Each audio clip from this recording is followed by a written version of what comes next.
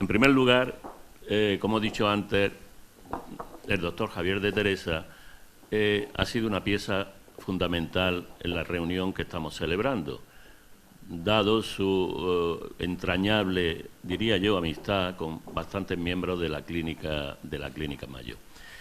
Y él quiere hablarnos y sobre todo nos va a dar la visión suya de un médico de Granada que va a Rochester y va a ser comparativo qué sensaciones ha tenido cuando llegó allí y qué sensaciones ha tenido cuando ha vuelto a su ciudad. Yo creo que será interesante, sobre todo para todas aquellas personas que quieren salir y deben de salir, sobre todo los jóvenes, a otras universidades y a otros hospitales, pues puede ser interesante la experiencia que hoy os va a presentar. Así que os dejo con él y espero que os guste lo que os va a decir. Venga. Muchísimas gracias a las autoridades presentes que han presentado este acto, por acompañarnos, al doctor Osuna por su amable presentación e introducción. Y señores y señoras, me van a permitir que haga unas palabras en inglés por cortesía a los visitors from Mayo Clinic. So, good morning and welcome to Granada, all of you. Especially I want to thank all the visitors from Mayo Clinic. It's a pleasure for us to have you here, and an honor indeed, finally. I hope you enjoy your stay in this first Mayo Clinic Granada nephrology meeting. We are looking forward to learning from your experience. So thank you very, very much for coming. Bueno, ¿cómo surge este encuentro, este meeting? Aunque ya lo ha explicado brevemente el doctor Antonio Osuna. Almost 5 years ago, I had the incredible opportunity, thanks to a Spanish Society of Nephrology scholarship, to the generosity of my colleagues at Virgen de las Nieves University Hospital in nephrology, and to the kind invitation of Dr. Fernando Cosío, to spend some months learning nephrology from some of the best doctors in the world. They treated me as another nephrologist of the team, and personally they made me feel at home. This meeting is a way to return to you part of your kindness and affection. It was an unforgettable experience thanks to your humility and your closeness. Thanks to Dr. Cornell, Dr. Alexander, Dr. Fervenza, Dr. Torres, Dr. Cata, Dr. Herman and Cosío for coming. So thank you very much for coming. Bueno, a partir de ahora hablar en español, sé que tiene interpretación simultánea, así que el resto del auditorio pueda entenderme más fácilmente. Voy a tratar de hacerle una introducción sobre el contexto en el que este meeting tiene lugar, ¿no? No voy a hablar de medicina o de ciencia pura como tal, sino que voy a ubicarlo un poco en el contexto entre Granada y Rochester, haciendo una analogía entre ambas ciudades. La ciudad de Rochester se encuentra en el estado de Minnesota, en el Midwest americano, y bueno, fue fundada en 1854, pertenece al condado de Olmsted, es la tercera ciudad más poblada de Minnesota y la ciudad más poblada después de las Twin Cities, que son Minneapolis y St. Paul. Rochester es bien conocida como la sede de la Mayo Clinic y también tiene una planta importante de IBM, de la compañía informática. Se encuentra hace años entre las 100 mejores ciudades de Estados Unidos según la calidad de vida para vivir, según la revista Money Magazine. Creo que por el tiempo la temperatura no debe ser. Bueno, esta es la fachada principal y esta es una vista aérea bueno, el complejo del Downtown Campus y de todo Rochester desde el aire. Ahora pasamos al lugar donde nos ubicamos actualmente, en Granada, a presentar algunas curiosidades. Si bien los visitantes de la Mayo Clinic ayer hicieron un tour por la ciudad, pero bueno, vamos a dar algunos datos demográficos y curiosos sobre Granada. Granada es fundada en el siglo XI y los ziríes, el reino nazarí, trasladaron a la capital de Medina Elviria la ciudad de Elvira a Medina Garnata. La etimología discutida entre el latín y el árabe. En árabe sería Garnaat, que es colina de peregrinos, la traducción aproximada, y en el latín sería Granatum, que significa granado, que es el árbol frutal. A nivel universitario es la cuarta ciudad nacional del número de estudiantes y el primer destino de la beca Erasmus europea. A nivel de turismo es bastante conocida, ahora vemos por qué, y a nivel de cultura tenemos grandes artistas en el siglo XIX y XX, como son Federico García Lorca, Manuel de Falla y otros que luego comentaré. La Alhambra, que tuvieron el privilegio, porque es un privilegio cada vez que vemos esta imagen, de ver ayer, está situada en La Sabica, en esa colina, y bueno, es un espectáculo de vista, pero no solo es el único atractivo turístico de la ciudad, sino que tenemos también otros atractivos turísticos como el Parque Natural de Sierra Nevada y en concreto The Ski Resort of Sierra Nevada, que fue sede del Campeonato del Mundo de Esquí Alpino en el año 95. Y como curiosidad comentarles que el Mulhacén es el pico, aquí se ve el veleta, el Mulhacén es el pico más alto de toda la península ibérica, con 3.400 metros. Fuera de la península ibérica sería el Teide. En cuanto a los hospitales, actualmente hay dos grandes hospitales o principales hospitales de la Seguridad Social del sistema andaluz público, digamos, que ayer me preguntaban sobre ello. Este sería el Hospital Ruiz de Alda, que comenzó en los años 50 su construcción, está en fase de construcción en la imagen, y esta sería la imagen que tiene cuando se finalizó. El servicio de nefrología que ha organizado, ha colaborado en este encuentro, pues se encuentra ubicado allí, en concreto en la segunda planta, y bueno, este es el aspecto actual de nuestro hospital.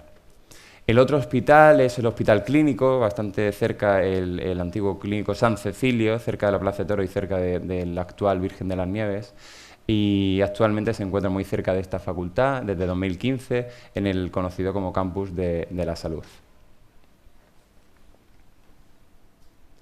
Bien, bueno, para saber hacia dónde vamos y a dónde nos dirigimos es muy importante saber de dónde venimos, para aprender y para no cometer los mismos errores en algunas ocasiones, ¿no? Así que les invito a que me acompañen en un recorrido, en un viaje a través de nuestra historia, aunque será un poco breve. Nos situamos un poco en la Granada del Islam, que ayer algunos de los visitantes tuvimos una pequeña introducción. El reino de Al-Ándalus, que es el territorio de la península ibérica y de Septimania, en la zona de Francia, bajo poder musulmán durante la Edad Media, entre los años ahí descritos, 711 y 1492, fecha importante porque fue la reconquista de Granada por los reyes católicos del reino nazarí.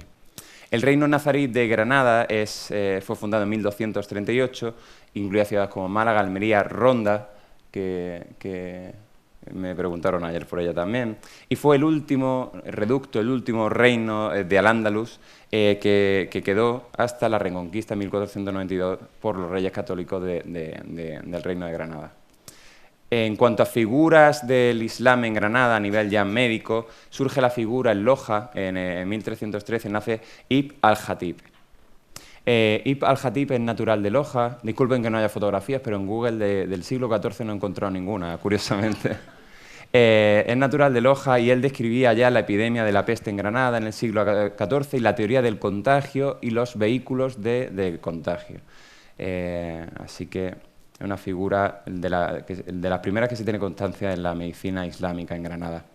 Y como centro, el primer hospital de Granada, que esta es la imagen actual, está en proceso de reconstrucción, espero que se lleve a cabo pronto.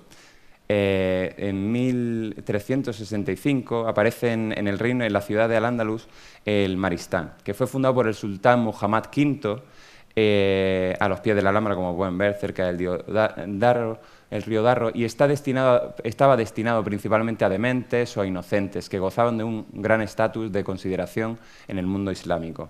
En lo más probable se dice es que fuera una copia del Maristán situado en el Cairo. Esta sería la recreación de la fachada del Maristán.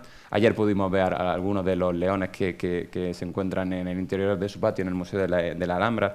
Y en su lápida fundacional, que también está en el Museo de la Alhambra, Muhammad V, sultán de Granada en aquella época, deja claro que este hospital está destinado a los enfermos pobres musulmanes sin riqueza, y lo califica como una construcción sin precedentes desde la introducción del Islam en nuestro país, con lo cual se presupone que es el primer hospital de Al-Ándalus y, por supuesto, el primero dedicado a la salud mental o a los dementes. Pasamos ya del Islam a la Granada de los Reyes Católicos Fernando I de Castilla y Isabel I de Castilla y Fernando II de Aragón. Consiguieron este título, esta denominación, tras su matrimonio en 1469. Ella tenía 18 años y él 16, como curiosidad, muy jovencitos, y fueron una figura bastante importante en la ciudad de Granada.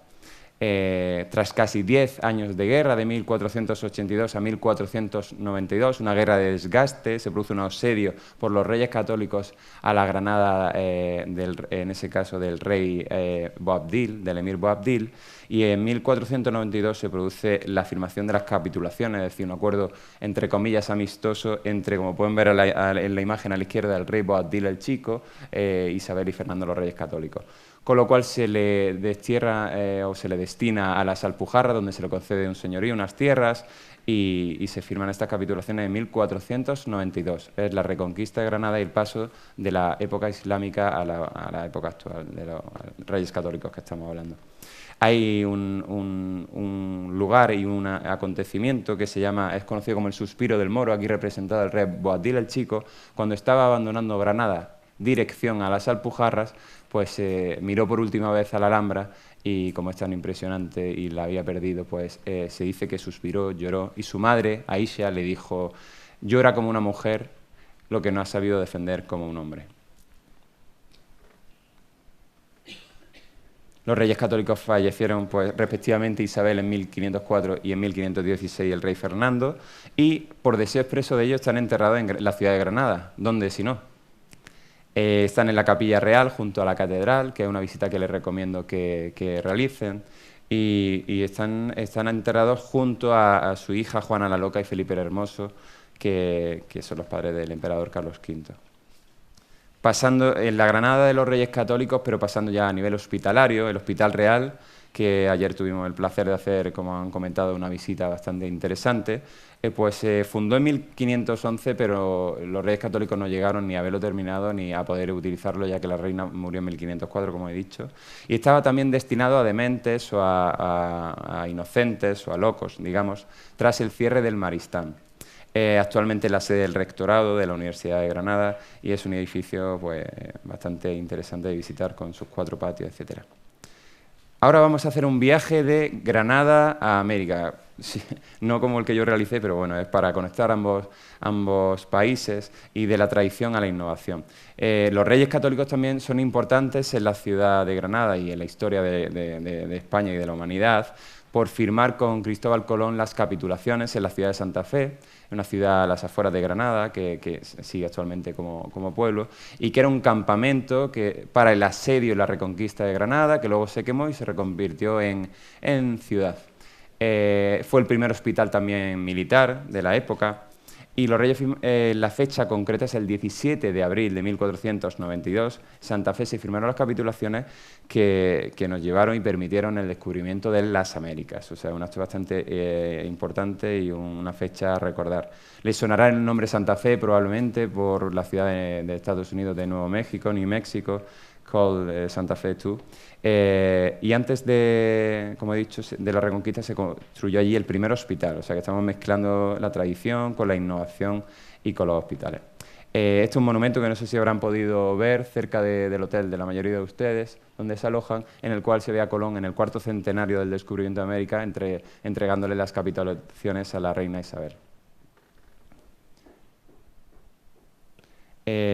Como anécdota, decir que la reina hipotecó, o se dice que hipotecó sus joyas por esta empresa, ya que después de la guerra de la Reconquista de Granada, pues la economía estaba tambaleándose, digamos, en la ciudad, y quería manifestar su poder también a nivel europeo y mundial, y vendió sus joyas, y Colón fue tachado de loco por lanzarse a un mar en descubrimiento de la India por el lado occidental sin saber si tendría límites. Eso se puede correlacionar con la innovación. Realmente, it always seems impossible until it's done. Siempre parece imposible hasta que se hace, ¿no? Hay hay que innovar y hay que no estancarse y salir de la zona de confort, que suele estar limitada por una línea que llamamos miedo, ¿no? Bueno, confort. Todo esto permitió pues, la expansión del idioma castellano, de Isabel de Castilla o español, del Imperio Español, en todo el mundo, sobre todo en Sudamérica. Es el tercer idioma más hablado del mundo, según Internet, que es actualmente un indicador bastante representativo. También fue ese acto firmado en Santa Fe un expansor de la cultura. Se fundaron numerosas universidades en América por España, 18 antes de 1636. O sea que se expandió el conocimiento y también la religión. Pasemos ahora a dos figuras que ustedes se preguntarán qué tienen, qué relación guardan o qué paralelismos podemos hacer entre ellas, como son San Juan de Dios en la ciudad de Granada y William Worrall Mayo en la ciudad de Rochester, ¿no? Estamos comparando Granada con Rochester y haciendo analogías entre ellos. A ver si se le ocurre algo. Bueno, pues resulta que la figura de San Juan de Dios es un señor santificado posteriormente. Nació en Portugal en el año 1495 y se traslada a Granada, donde pasa el resto de la mayor parte de su vida. Aquí se le tacha de loco también, igual que a Colón, igual que a otros personajes que iré comentando, por despojarse de todas sus posesiones materiales para atender a los más desfavorecidos, viendo la pobreza que había en la ciudad de Granada. Fue ingresado en el Hospital Real, fundado por los Reyes Católicos, como estaba destinado a dementes, por ello. Posteriormente se vio que no era tan loco, sino que era alguien generoso, que parecía que no era muy común en la época. En este lienzo podemos ver cómo en un incendio que hubo en el Hospital Real está sacando a los enfermos del hospital. Hay una frase que consta, que le refiere él que textualmente, que Jesucristo me traiga a tiempo y me dé la gracia para que yo tenga un hospital para recoger a los más desamparados y faltos de juicio, los dementes, y servirles como yo deseo. Tenía un sueño que era crear un hospital para atender a los pobres y dementes. Este sueño se convirtió en realidad, porque si se persiguen los sueños se cumplen, y en 1537 San Juan de Dios funda su primer hospital en Granada, dando un giro copernicano a la atención y cuidados médicos, porque separa la medicina y a los enfermos por especialidades, por dolencias, y da una atención individualizada, con camas separadas y un trato muy personal, no común en esa época, y sienta las bases de lo que sería el hospital moderno. Ahí describe cómo su idea era atender a toda clase de gentes, a muchos otros peregrinos y viandantes, es decir, no solo pacientes o enfermos, sino pobres, y para esto no había capital, no había renta, más Jesucristo lo prevé todo. Esta ha sido una imagen del Hospital de San Juan de Dios, actualmente en la calle San Juan de Dios, junto al Hospital de San Rafael. Y San Juan de Dios fue, como he dicho, canonizado, beatificado y posteriormente canonizado en 1690 y fue nombrado santo patrono de los hospitales y de los enfermos. Y falleció, lógicamente, un lógico final para una figura de entrega a los demás, a los 55 años, saltando al río Genil, principal río de Granada, para salvar a un joven que se estaba ahogando y murió a consecuencia de una neumonía derivada de ese hecho. No solo se queda aquí la figura de San Juan de Dios, no solo funda un hospital ni es santificado, sino que se crea una orden, la Orden Hospitalaria de San Juan de Dios, que se funda en 1593 y actualmente sin distinción de creencias, sin ánimo de lucro. Actualmente se encuentra en los 5 continentes, tiene 350 centros con 45.000 profesionales y atiende a 27 millones de personas, falta de recursos sobre todo al año, sobre todo en los sitios de más necesidad. La Orden Hospitalaria de San Juan de Dios, cuyo emblema pueden ver ahí, que es una cruz y tiene una granada en su digamos, su escudo, su logotipo. Pues por su lucha en la epidemia de ébola en el África Occidental, en el año 2015, la Orden es galardonada con el premio Princesa de Asturias, el mayor galardón de este país, de la Concordia. A la izquierda, en la imagen, podemos ver al doctor don Guillermo Vázquez Mata, al cual tenemos el honor de tener en este auditorio, y que, interrelacionando todo esto, fue jefe de servicio de la unidad de cuidados intensivos de nuestro hospital, del Hospital Virgen de las Nieves, fue el fundador de la Sociedad Española de Cuidados Intensivos también, y un un cooperante muy activo y desde su jubilación mucho más.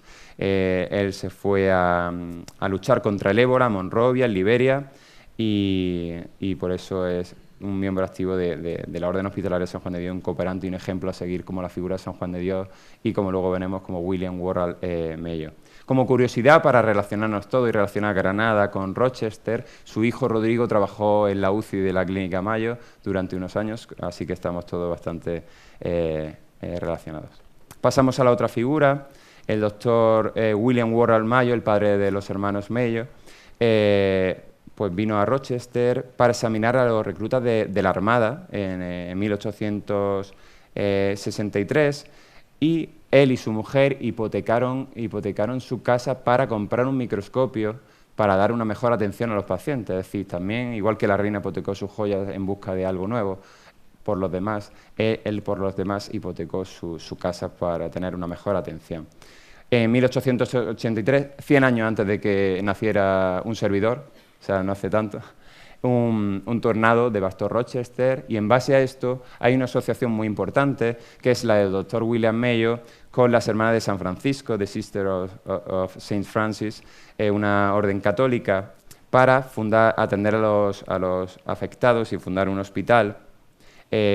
Tanto el doctor Mayo como sus hijos proveerían el cuidado clínico y las hermanas proveerían la asistencia y el cuidado a nivel, digamos, de enfermería. Este es un monumento que preside una de las entradas principales de la clínica, en la cual se ve a la hermana Alfred Mouse con el doctor William Mayo, pues llegando, imagino que a este acuerdo y para recordar cómo empezó todo. Como pueden ver, el escudo o el emblema de la Clínica Mayo, que ha ido evolucionando durante el tiempo, que actualmente es este, tiene 3 escudos del mismo tamaño y iguales. Esto hacen referencia al patient care, el cuidado al paciente, es decir, la atención clínica, research, la investigación, y education, y la educación. Todo por igual es igual de importante en la medicina para dar una atención de calidad. En un discurso en Chicago en 1910, William Mayo, hijo, dijo: "The needs of the patient come first". Las necesidades del paciente van primero. Esto es fundamental en la práctica clínica y, en mi opinión, es la clave de nuestra increíble profesión. Aquí vemos, como se ha comentado antes, como también la docencia con visitantes de todo el mundo, como hemos tenido la suerte, algunos de los que han nombrado aquí, de visitar, fue clave junto al cuidado del paciente y la investigación para formar estos 3 pilares de la medicina moderna. Ambos hermanos, William y Charles, murieron con 2 meses de diferencia. Eso habla de la unión especial que tenían, y esta unión se manifiesta en la entrada a la clínica con esta estatua de bronce, My Brother and I, que hace que estén unidos en esos valores para siempre. Y cuando uno entra a la clínica, pues se empapa de esos valores y entra con esa actitud si no la lleva de casa. Actualmente, igual que la Orden de San Juan de Dios, pero a otro nivel, por supuesto, pues se extiende por todo el mundo. Tiene 3 centros principales, el de Rochester en Minnesota, en Arizona, en Florida, y tiene pues más de 50.000 empleados, atiende a 1,3 millones de pacientes y unos ingresos bastante importantes que se reinvierten completamente porque es una organización sin ánimo de lucro, a non-profit profit benefit organization. Ha sido elegido en numerosas ocasiones la Mayo Clinic como el mejor hospital de Estados Unidos, según la revista US News and World Report, y en nefrología destaca su excelencia con una puntuación bastante alta. Así que es un honor tenerles aquí. Y bueno, resumiendo, tanto San Juan de Dios está tildado de loco por desprenderse de todo, por ayudar a los demás, y murió por ello, por ayudar a un joven, que fundó junto a una orden católica un hospital en Granada y se extiende por todo el mundo. Y el doctor William Mayo, que hipotecó su casa para atender mejor a los pacientes con un microscopio, y junto a sus hijos y a las hermanas de St. Francis fundó un hospital también para atender a las víctimas inicialmente de un tornado, y también se extiende, y un centro de referencia mundial extendido por todo el mundo. Los valores de humanización y de entrega a los demás son la clave de la medicina, antes, ahora y en el futuro. En cuanto al conocimiento, bueno, siguiendo a través de la historia de Granada, la atención al paciente no sirve de nada, como hemos dicho, por muy humana que sea, sin formación, sin conocimiento. Nadie quiere un médico excelente, muy simpático, que no haya terminado la carrera y que le proponga que si le opero, pues también es necesaria la formación, por muy simpáticos o humanos que seamos. La madraza como edificio representativo fue fundada por Yusuf I en 1349 y fue la madraza o Casa de la Ciencia.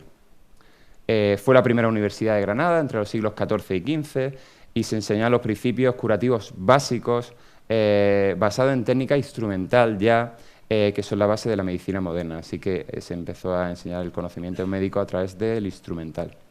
La Facultad de Medicina, que esta sería la cuarta sede y la anterior a esta en la cual nos encontramos, fue fundada en 1944. Aquí han estudiado muchos de los aquí presentes y es un honor que entre ellos estudió mi abuelo y mi padre, que se encuentra aquí, o sea que es una facultad a la cual le tenemos muchísimo cariño.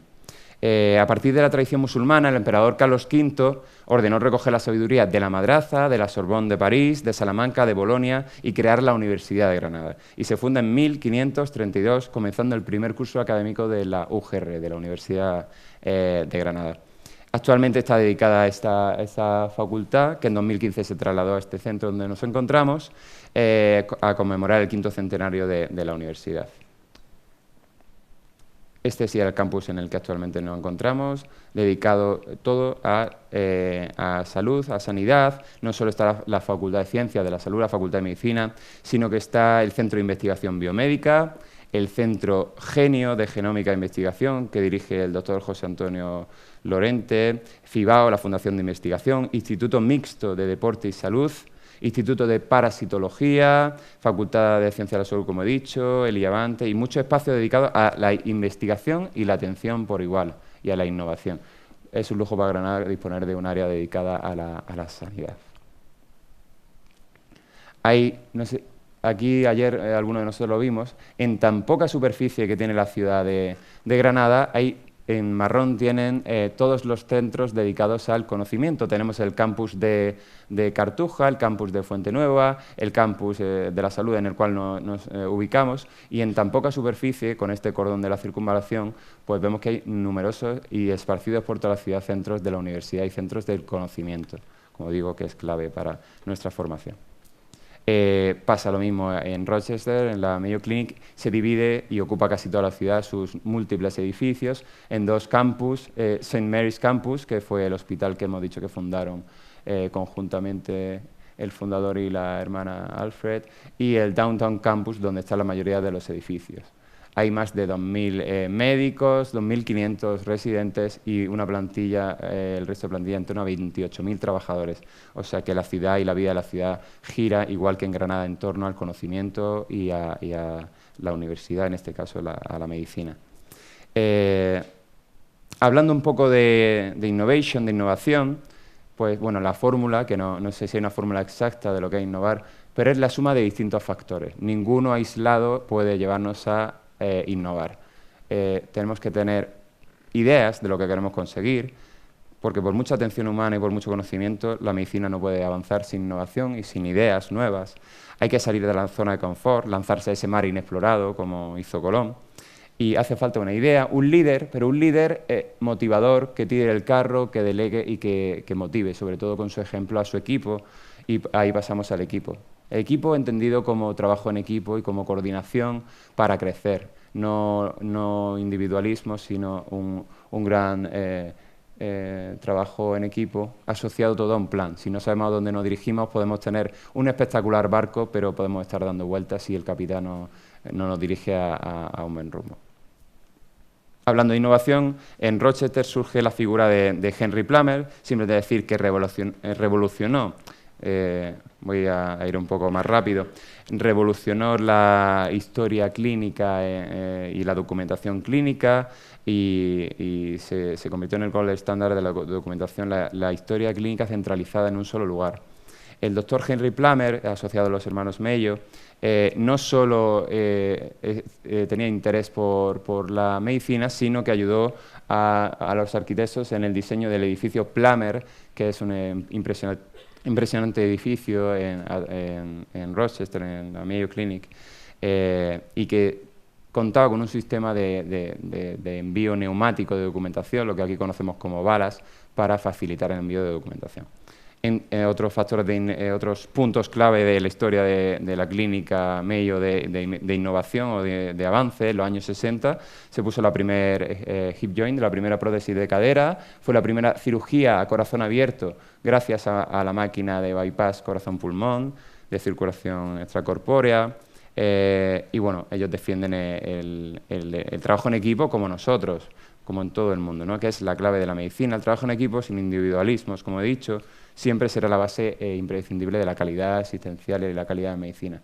Bueno, el premio Nobel en 1950 por el descubrimiento de la cortisona es un hito también importante. A nivel de Granada hay múltiples médicos que no tengo tiempo para destacar, y para rendir el merecido homenaje entre ellos, la figura del doctor Olóriz Aguilera, que nació en 1912 y fue el creador del primer sistema de identificación dactilar usado en España y Portugal, antes de que llegáramos a los sistemas informáticos de identificación mediante huella dactilar. En Granada, en cuanto a innovación y tecnologías disruptivas, ya no relacionadas directamente con la sanidad, con la medicina, pues somos una universidad líder en inteligencia artificial, ocupando el cuarto puesto, no sé si se ven bien la diapositiva, el cuarto puesto mundial en cuanto a publicaciones y impacto de ellas en inteligencia artificial, Artificial Intelligence, siendo el primer lugar el MIT de Massachusetts. Y hablemos un poco de cultura, para interrelacionar todo, no solo hablar de historia, de medicina, sino de cultura, que tiene que ver la cultura con nuestra profesión. Vamos a pasar de Washington Irving a Lorca y de Leonard Cohen a Morente. Vamos a hablar de literatura y de música un poco. ¿Qué tendrán que ver? Se preguntarán ustedes estos personajes tan ilustres. Bueno, Washington Irving nació, a modo de resumen, nació en Nueva York y es el principal escritor romántico de Estados Unidos. Fue embajador en Madrid, de hecho, de los Estados Unidos de América, y viajó de Nueva York a Granada. Y en Granada escribió múltiples historias sobre los viajes de Colón, la conquista de Granada, pero sus celebérrimos cuentos de la Alhambra, The Tales of the Alhambra. Ayer pudimos estar en una habitación donde él incluso durmió para inspirarse al escribir este libro. Y la figura de Federico García Lorca, que es el poeta y dramaturgo más influyente en España en el siglo XX, que nace en Granada, en Fuente Vaqueros, pues hizo lo opuesto. Él nació en Granada y viajó a Nueva York. En Nueva York pasó un año aproximadamente, estuvo en la Universidad de Columbia y escribió Un poeta en Nueva York, que es una de sus grandes obras que se publicó 4 años después de su muerte. ¿Y cómo relacionamos a Leonard Cohen, músico, espero que conocido por la mayoría de ustedes, canadiense, con Federico García Lorca? Pues Leonard Cohen era un fan, digamos, por decirlo así, un admirador de la literatura de Federico García Lorca, tanto así que hay una canción en su disco I'm Your Man, Take This World, basado en el poema pequeño Val Bionés, incluido en El poeta en Nueva York, al cual le pone música, y en los títulos consta como Music Leonard Cohen, Lyrics by Federico García Lorca. Leonard Cohen, perdón, siguió los pasos de Lorca, vino a Granada, su casa fundacional. Aquí lo vemos en la cuna de nacimiento, el birthplace de Federico García Lorca, en la casa de Fuente Vaqueros, y aquí lo vemos en el mirador de San Nicolás. Por otro lado, tenemos a el mejor cantador de flamenco de Granada y uno de los mejores de España, que es Enrique Morente, que falleció, nacido y vivió toda su vida en el Albaicín. Hizo una estrecha relación con Leonard Cohen, que lo visitó varias veces en Granada. Ambos decidieron colaborar y sacaron el disco Omega, un disco de culto, en el cual las letras son de Federico García Lorca, como ven aquí abajo, y la música de Leonard Cohen, Lagartija Nick y Enrique Morente. O sea que todo al final tiene algo de relación, aunque vivamos tan lejos en cuanto a kilómetros. Como curiosidad, también recibió el premio Príncipe de Asturias de las Letras, en este caso, en el año 2011, y su discurso es precioso, se lo recomiendo que lo vean, en la recepción de este galardón. Y ahí decía que solo cuando leí a Federico García Lorca encontré una voz que me dio permiso para descubrir mi propia voz y ubicarme yo. ¿Y la música es importante en medicina?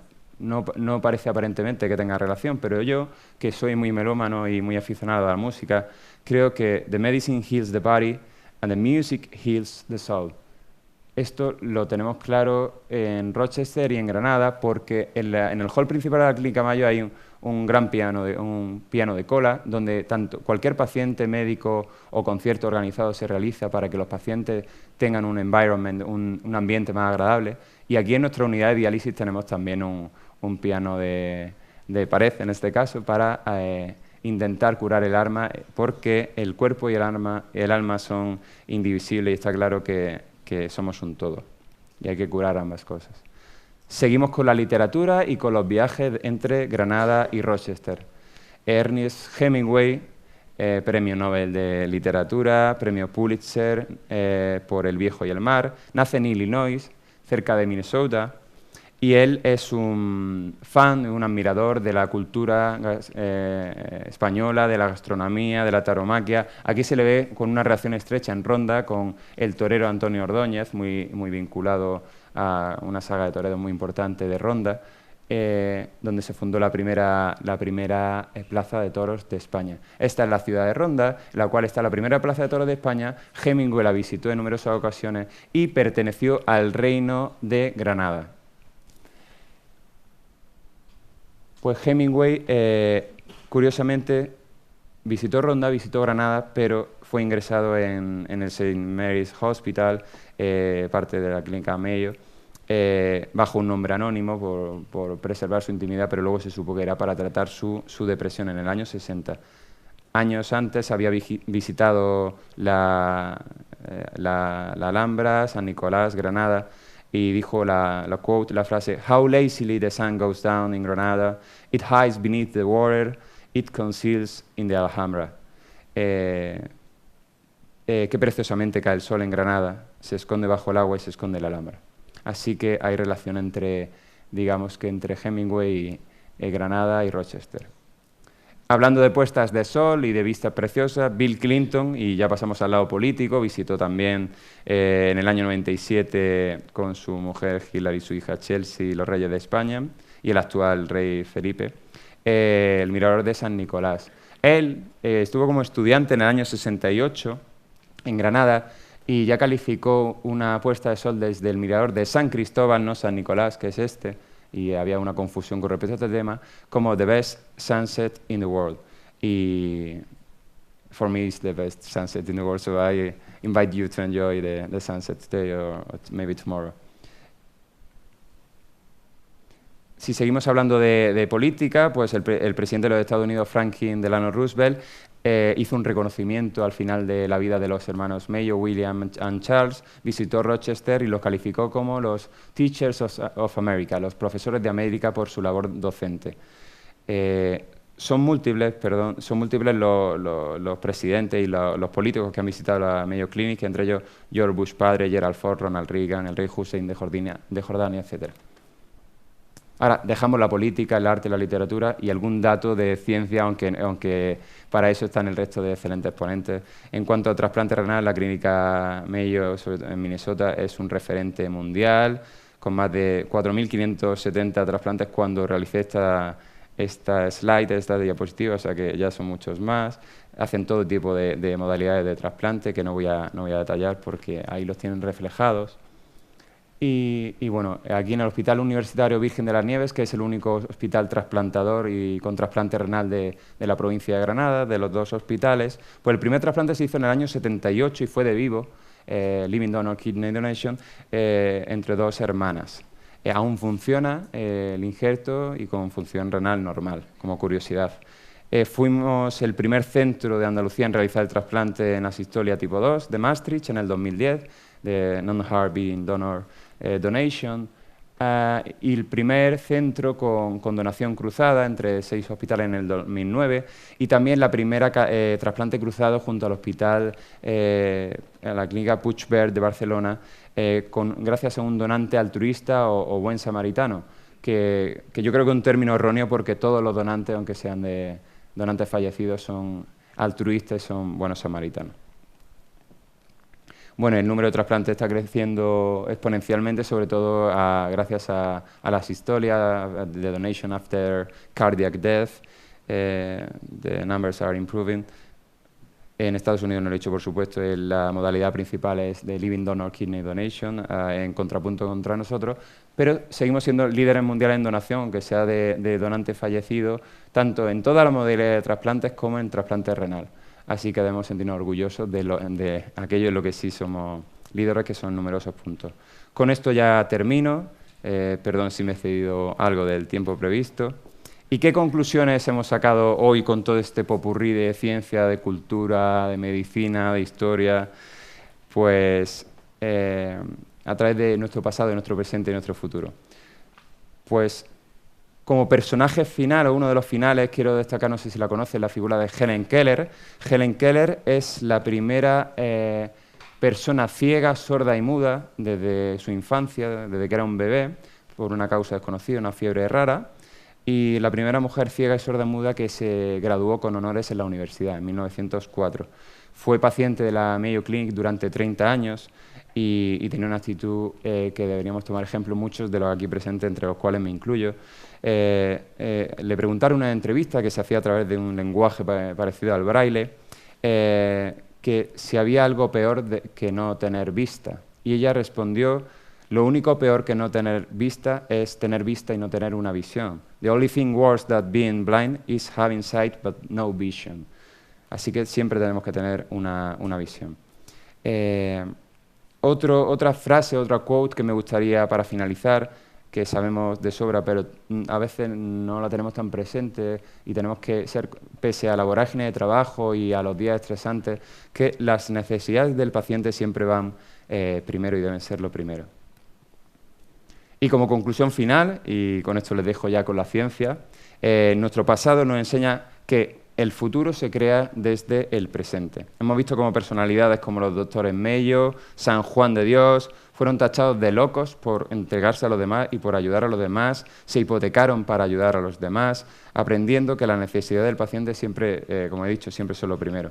Siempre debemos de actualizarnos y de buscar el conocimiento, como haremos aquí durante esta jornada, y aprenderemos mucho de ciencia y de nefrología en general, y buscando la innovación hacia el futuro, como hicieron numerosas figuras en nuestra historia, en nuestro pasado, aventurándonos a lo desconocido, venciendo el vértigo, saliendo de la zona de confort, venciendo ese miedo, y, por supuesto, como he referido también, alimentando el alma con el arte. El arte, como hemos visto, la literatura, la música, ya que alma y cuerpo conforman un todo indivisible, y estos pilares han sido y deben ser siempre la base de nuestra profesión médica. Así que muchas gracias y que tengan un feliz meeting.